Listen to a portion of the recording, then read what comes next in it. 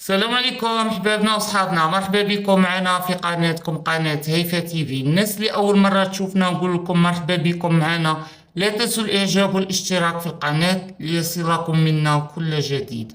اليوم سوف نتحدث على التكتيكات التي من المرجح سيعتمدها المنتخب الوطني في مباراته مع غينيا. في بداية سوف نتحدث عن التكتيك الدفاعي والذي يستخدم لتحقيق التعادل أو الفوز بهدف واحد، وذلك بالانتظار والدفاع عن الهجمات المنافس التي يكون هناك فرصة للهجوم وتسجيل الهدف.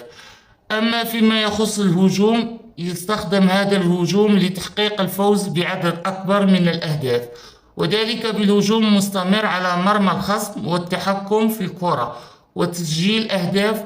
ويستخدم هذا التكتيك عادة من قبل الفرق القوية التي تلعب ضد الفريق الأضعف. كما يستخدم الهجوم المباشر لإرسال كرات طويلة إلى مهاجمين بشكل مباشر دون الحاجة إلى اللعب في المنتصف، ويعتمد هذا على السرعة والقوة البدنية للمهاجمين السريعين والقويين. وسوف يعتمد أيضا على الضغط العالي لإجبار الخصم على الخطأ وضمان امتلاك الكرة بعرقلة التمريرات والتحكم في المنتصف. مشاهدينا، كان هذا بعض من التكتيكات التي من المرجح سوف يعتمد عليها جمال بالماضي في مباراة غينيا. نتمنى إن شاء الله الفوز للمنتخب الجزائري في هذه المباراة.